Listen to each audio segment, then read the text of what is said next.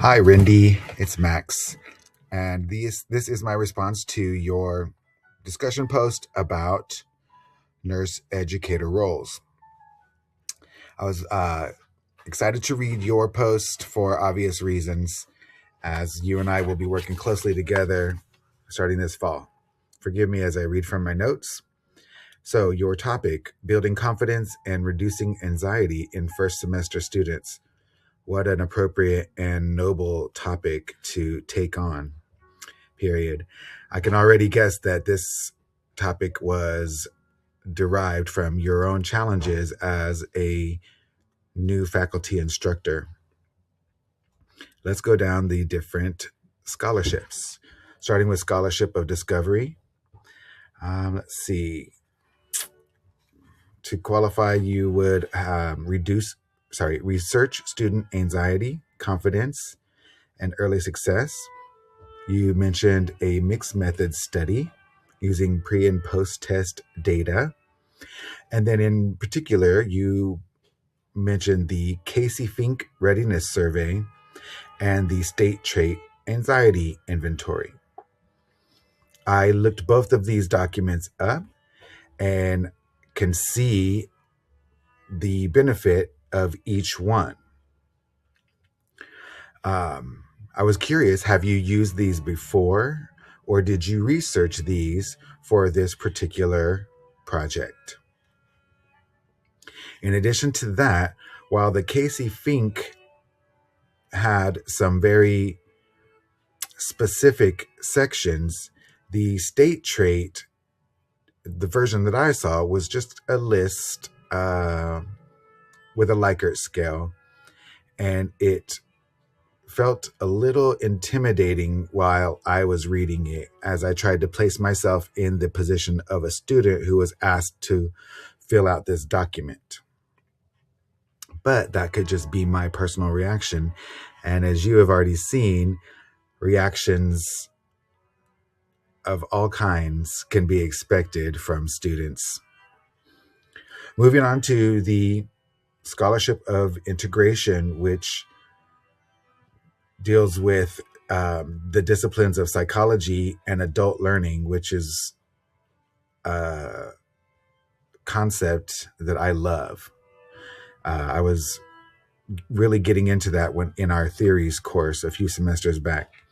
But using these two disciplines to build your framework. Your model shows how anxiety reduction, structured presentation, and peer support all go together to improve learning outcomes.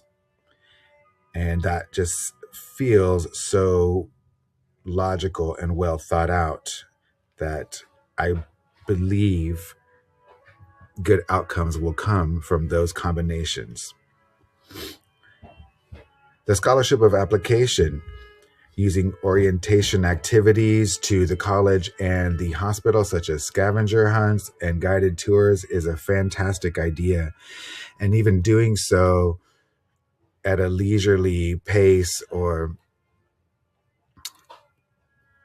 in a sense that would make it feel less like a student activity, but more like a guided tour, has promise.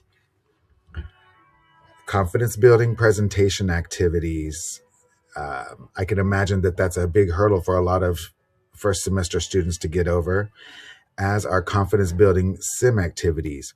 I can recall back in 2013 not enjoying my simulation experiences because I found it intimidating to suspend disbelief and actually lean into the role play. And then, of course, you would include semesterly evaluations of your program for its efficacy. That finally brings me to the Scholarship of Teaching, where you mentioned using something about measurable student outcomes, which we know is part of that. We must evaluate our interventions. And also keeping records of students' receptiveness to interventions. I thought that was a great addition. Of course, moving on, the option to disseminate your findings through the academic community and eventually publishing your work also falls under the teaching section. In summary, you presented a clearly scholarly project with justifications for all of the scholarships. You brought great design ideas. It was very systematic and evidence-based with measurable outcomes built in. I'm curious to know which technological tools you'll use, as you mentioned that near the end of your paper. And then two little housekeeping things. One, the very first sentence after your title is a fragment sentence, and that's a simple grammatical thing that could be fixed. And then a small edit is in the paragraph, why this project is scholarly. The bold font continues into the first and second sentence, and that just needs to be unbolded. Thank you for listening to my response, and I'll see you on campus.